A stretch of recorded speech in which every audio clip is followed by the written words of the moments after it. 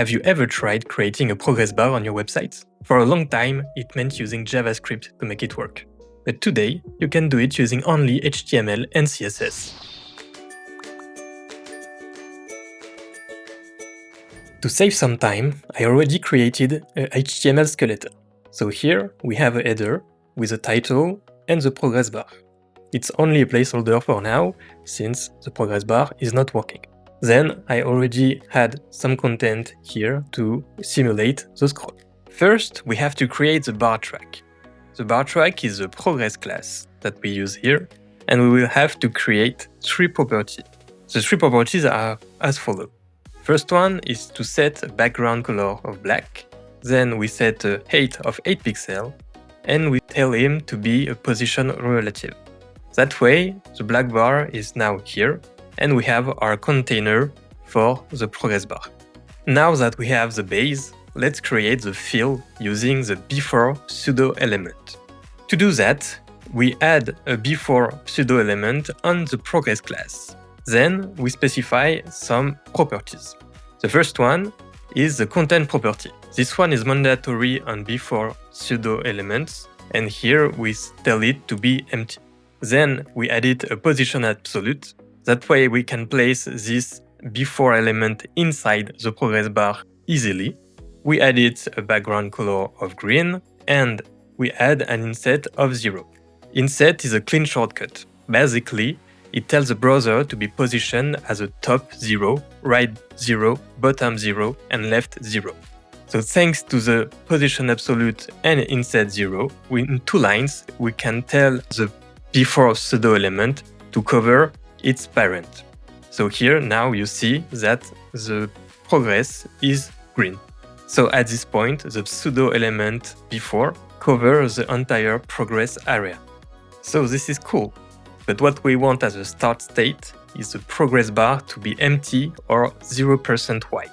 To do that, we have to tell the browser that this pseudo element must be 0% wide. Here I used a transform scalex 0. We could do it with a width of 0, but it comes with some drawbacks. This is an important choice. Animating width is a layout animation. It can trigger layout recalculations and repaints, especially on complex pages. But animating transform is usually handled on the compositor. It's smoother, cheaper, and far less likely to stutter. Also, notice the trick.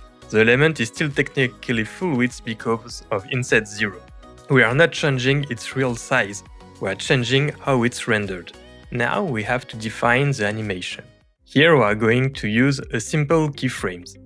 We start at scale x of 0 because it's the initial state, and we animate it to scale x of 1, so full width. We don't even need a from keyframe because the starting point is already defined here. Now let's connect the keyframe to scrolling. The first thing we have to do is create an animation. Here we give this animation 3 properties. The first one is grow. It selects the keyframe we declared right before.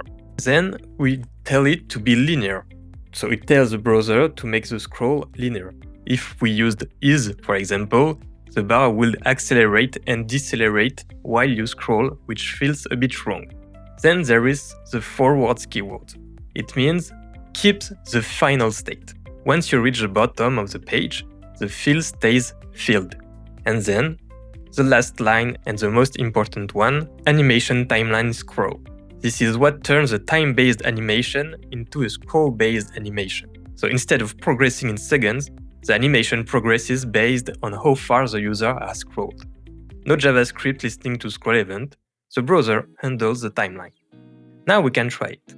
When I scroll in the browser, we see that the green bar is growing and shrinking, but there is something weird.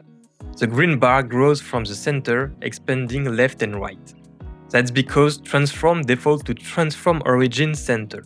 So we have to add one more line called transform origin left. Now, if we try it, the scroll bar follows the scroll and begins on the left. So right now, our feature is complete. Everything works, it's great. But there are some caveats to take in account. The first one is that animation timeline scroll is pretty recent, and it has around 78% browser support, meaning a decent chunk of users still won't get it. So you should treat it as a progressive enhancement and wrap the scroll-driven parts in a supports tag. The supports tag is written as follows. It's @supports, and then within parentheses, you add the property that is to be supported. So here, we want to know if the animation timeline scroll is supported. If yes, then all this code will be triggered. If no, nothing here will be triggered. So if animation timeline scroll is not supported, it's like this code doesn't exist, and then we don't have the progress bar showing anymore. One more thing to talk about is accessibility. Some people set reduce motion at the OS level, and we should respect that. This progress bar is literally a motion effect tied to scrolling, so it's reasonable to disable it if people don't want it.